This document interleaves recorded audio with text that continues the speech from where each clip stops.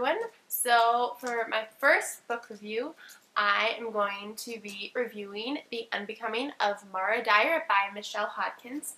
I actually read it on my Kindle Fire, so there won't be any cover to show you today, although I may be able to stick one in the video somewhere.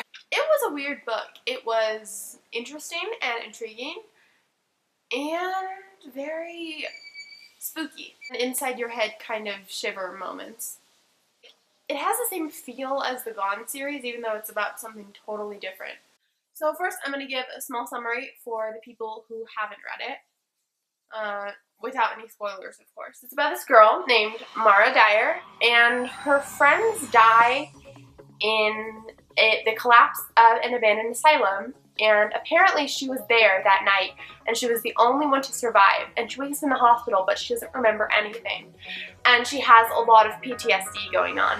Her parents decide to move her to a new town, and it's one of those kind of new girl moves to new town and meets hot guy, and mean girl hates her because she likes hot guy situations, except there's a lot of like murder and I suspect ghosts. It's never officially revealed in this book. I am almost sure ghosts are behind this because you don't have abandoned asylums and Ouija boards and murders all in the same book without there being ghosts. I'm sorry. And so basically, Mara has to try to figure out what happened that night and has to start like fitting in at her new school too, and having to deal with the PTSD that she's pretty sure is driving her crazy. That's the end of the stuff without any spoilers. So if you're planning on reading the book, you should click away now. And if you're done with the book or you just don't care at all about spoilers, keep watching. So I took a lot of notes. This is like a lawn printer page of notes. I loved the note at the beginning. I know it was already like part of the summary. It was amazing. It was intriguing, and I was just like, okay, the murderer listens to Death Cab for Cutie. I did not realize for the longest time that Mara was the murderer. I was so sure it was Noah, especially when he turned on the radio and Death Cab for Cutie came on. I was like, oh my gosh, it's gonna be like Heathers. If you guys don't know, Heathers is a movie from the late 80s that was turned into a musical off-Broadway recently, and it's amazing. You should go look it up. I was just like, oh my gosh, it's like Veronica and JD. They're gonna kill people together until she gets her mind straight. But no, that's not what ended up happening. It was kind of different than that. I was very surprised to see that Mara was actually the murderer. I mean, I was almost sure she killed her friends. You don't wake up in a hospital without remembering anything unless you did something terrible. The only thing I thought that could have done that was killing Rachel, and I was so sad when Rachel died. I hated Claire. I didn't trust Claire. I don't trust Jude. I don't trust either of them. I'm pretty sure they're evil demon twins or something like that because they are the most evil people in the world. Like, I was so sure she was the murderer until I found out like 5 pages in that she died, and then I was like, oh. Well, now she's a ghost and she's a murderer. That would actually be really interesting for my ghost theory. I'll get to my ghost theory in a second. I liked that Mara was a woman of color as a main character. That was refreshing because a lot of the main characters in books I read are white girls with brown hair. I'm a special snowflake because I read books and don't go to parties and drink, and I'm not blonde with tan skin, and I drink coffee, and I'm such a hipster. But you know what? Let's move past that.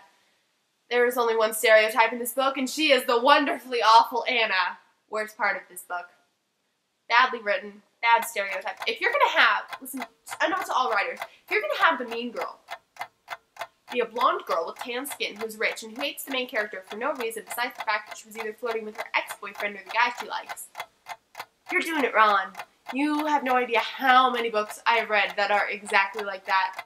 I could name some, but I feel like the list would go on and on. Well, I will name a few. Dork Diaries has that.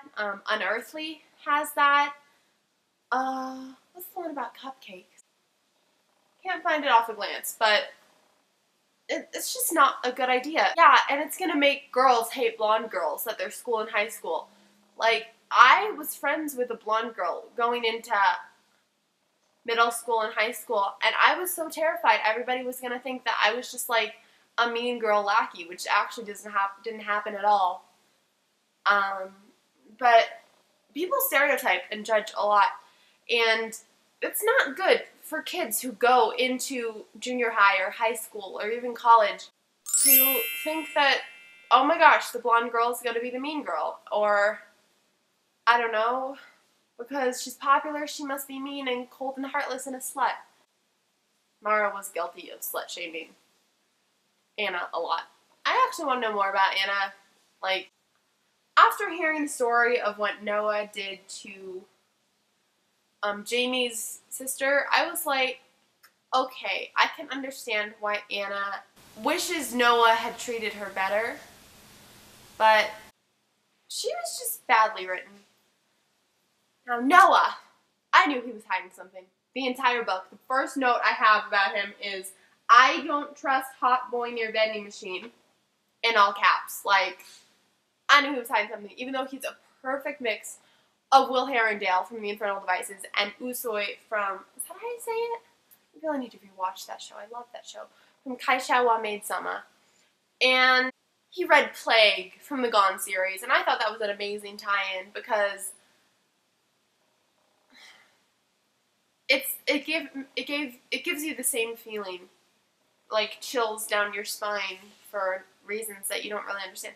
It's not like, this book wasn't a horror book in the way you would think, because it's not all about like, oh my gosh, someone's gonna murder me and I'm next. It was more like, I don't know what's happening to me, and like the vocal warm-up. I'm slowly going crazy, 1, 2, 3, 4, 5, 6, switch, crazy, going slowly, am I 6, 5, 4, 3, 2, 1, switch. It's like, yeah, she's slowly going crazy, except she's not going crazy in my opinion, because I have way too much faith in the narrator. I was so sure when the scene with the bathtub happened.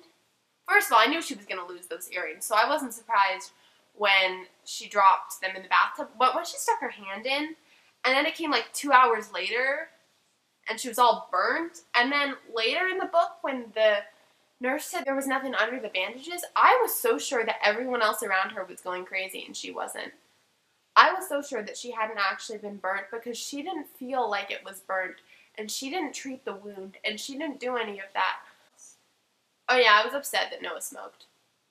I think that's mostly because I have asthma, and just secondhand smoke, just, it can ruin my day. Main characters who smoke. It's like that scene in Fault in Our Stars when Hazel just starts shouting at Augustus. Mara does that to him too. If you don't mind looking like 40-something when you're 20 and, I don't know, I forget, smelling like a factory or something like that. And rotting your teeth and dying early. I loved what she said. I loved Mara's sass in this book. Like, normally when there are, like, sassy main characters, like Clary in The Mortal Instruments, or, well, I mean, Percy is only inside his head. But when there are heroines who are, like, sassy in books, I usually don't like it, because I'm just like, so first you're telling me you're shy and you're not like other girls. And then you're going to tell me that you're sassy to your teachers, too? Like, how am I supposed to like you? I don't trust Claire or Jude at all. Throughout the flashbacks, I was, especially in that Jude rapey scene where Claire just comes in and does absolutely nothing. They're evil demon twins. Okay, I should tell you my ghost theory now. So throughout this, I have so many notes that are like, are there ghosts in this book? This book has to have ghosts. How can this book not have ghosts? She's not crazy. There are ghosts. There's gotta be ghosts. That's the tagline for this video. There's gotta be ghosts. Because in the first take of this video, I said that so many times. I'm thinking now, spoilers for the end, I'll go to this person. I'm thinking that maybe Claire and Rachel are the ghosts in my theory. And the ghosts in my theory are that Mara doesn't actually have these powers. She just has, like, a benevolent ghost, like, inside her head, possessing her. I thought that's how she was healing, like, seriously. Because I've written a story like that where, I don't know how to explain it, but a ghost possesses this girl, and then she gets healed. And I thought that's what was happening. I didn't realize that Noah had that power. I mean, I knew he was hiding something from the beginning. I didn't trust him. I still don't trust him. On the first day, I literally thought he was taking her to the asylum. I was so sure when she said she recognized him that he had something to do with the asylum. I'm still pretty sure he was there.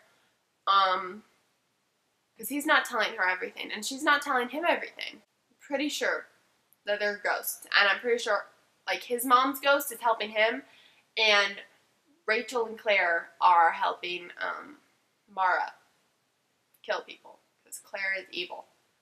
There were so many murder jokes in this book. Like, there was this one scene where Jamie kept saying things about Anna and murder, like, the more you donate to the school, the more murder you can get away with. And this, like, town is freaking creepy.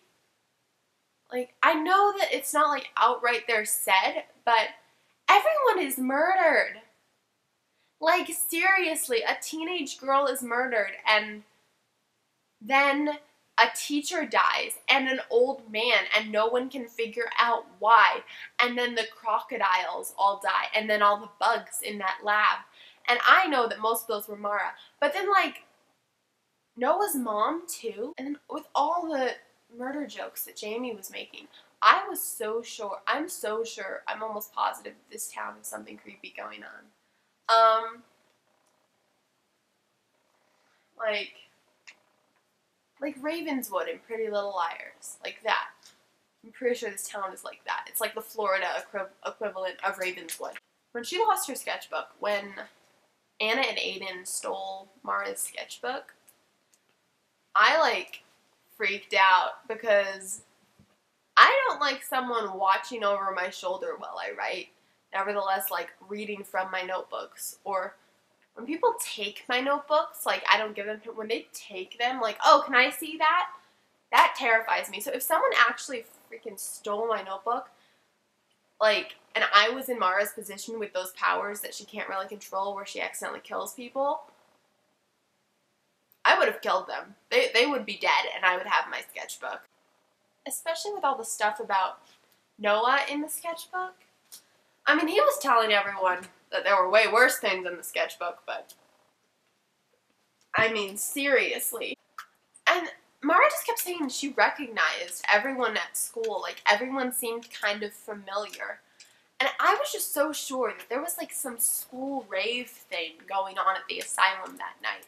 Like, there was some party, or, like, that's why Jude came to our house and was like, we're going to the asylum, and then they were standing outside, and it was cold, and I thought that their school and the other school was having, like, a rave thing, even though it was different. And when she did go to that creepy voodoo-ish place, I know it wasn't actually voodoo, it was some religion, and then it disappeared. And there was, like, the drink that she drank from the glass bottle that made her kind of drunk, and she didn't remember. But then she, but then she did remember the day at the asylum, well, the night at the asylum. It was weird. And then after the date, well, after they stop at Noah's house and she finds out he's super rich, they get in the car and he turns on Death Cab for Cutie, and I'm just like, oh my gosh, he's the murderer. I did not realize it. Sorry, I think I've already told you this. But I was like, I thought it was going to be like Heather's, like Our Love Is God. And then right after that scene, well, not right after that scene, but the next day at school, he beat someone up, and it was just like, fight for me. And I was like, oh my gosh, it's like Heather's.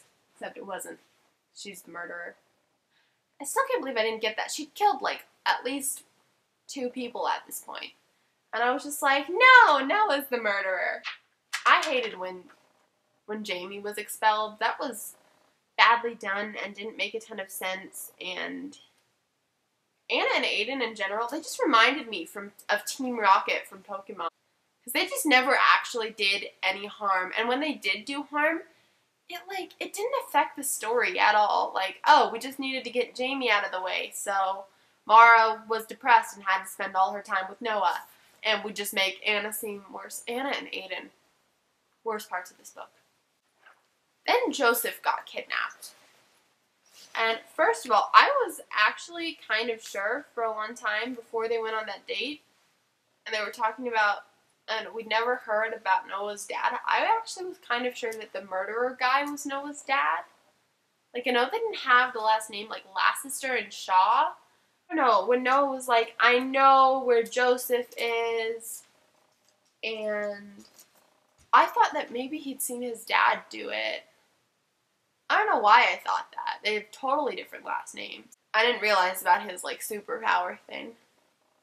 They were going to the swamp, and I just kept thinking of this thing I learned about in 8th grade history towards the beginning of the civil rights movement at the end of the Civil War. Like, the lawns, not just like what happened in the 50s and 60s, but like the lawn civil rights movement. Where that guy was found in the bog of, like, Georgia, because he'd come down from the north, and he wolf whistled at a white lady, and then these guys, like, attacked him and killed him and left him in the bog.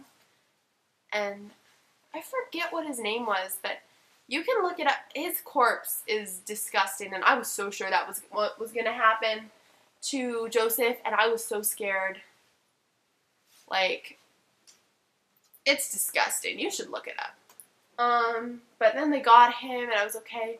But he didn't remember either, and now that, like, this has happened twice in a row where something weird has happened to their family members, I think that maybe there's, like, ghosts with Joseph, too. I think that might show up in the next book. There's gotta be ghosts. That's just the only explanation for any of this. I'll get to their superpowers in a minute. That's my theory. Ghosts. For both her and Noah. Like, Noah healing people, I wanted him to have a better secret. But trailer for the next book says he's still holding secrets. And she just keeps saying things like, I was wrong about Noah. And I just have a feeling that, like, first of all, what happened at the end, where she accidentally shoots her father. I know she wasn't actually the one wielding the gun. I think it was one of the security guards or something. Or maybe it was, they were talking about the other lady whose daughter had died going to an asylum. I think maybe it was her who had shot. But then they said that Lassiter was unconscious, and I thought that maybe, like, Lassiter had died too, or gotten the blow from the bullet or something like that. And she goes to the police station, turn herself in, and then there's Jude there, and I'm just like, this creep better not be back. Oh my gosh. If I saw him, I wouldn't call his name. I would run and get the heck out of there, because he can't be alive. And if he is alive, he's also like them. He's also totally possessed by a ghost who's healing him. I think maybe Jude caused the explosion, because she would have killed Jude. Like, all these other times she's killed people and animals, she's had focused on them. And if she was going to kill anyone, it wouldn't have been Claire or Rachel. I mean, Claire was evil. Claire was like, we've all been there. We've all had that one girl who tries to steal our friend away from us and is just awful to us. Jude should be dead. Like, that's how her powers work. I'm hoping there's not going to be a love triangle thing, because obviously who are you going to choose, Noah or Jude? In the end, good parts about this book, I loved her slowly going insane. Mystery behind everything. I loved her brothers. I loved Mara. Noah, even though I still don't trust him. Jamie, I hope he comes back. He went away for no reason. Things I did not like about the story. Jude coming back. Anna and Aiden. I would have liked Anna and Aiden if they would have been done well. They were not done well. They were done awful. Aiden, like, he knew Anna didn't actually like him. He knew that Anna still liked Noah, and I just felt like that relationship was so weird and awkward. No one told me whether or not there were actually ghosts, so I'm still going with ghosts, because there's gotta be ghosts. Final thoughts. I would rate this book 4 out of 5. I'm definitely gonna read the next book. It's just ghosts. It has to be ghosts. One more thing for my ghost argument. He said that she said, let them out. She's so possessed by ghosts. I want to give a shout out to my friend on both Tumblr and YouTube, who is also starting booktubing for the first time. She has done 2 lovely reviews on the Half Upon a Time series. Shout out to Demi Vlogs on YouTube, who also happens to be We Are the 7 on Tumblr. So I will give a link to both her channel and her Tumblr in the description. And of course my Tumblr, in case you guys want to ask questions, although you are probably watching this from Tumblr, because I'm definitely going to post it on there. Ghosts. Just, if there's not ghosts, she's doing it wrong. Ghosts.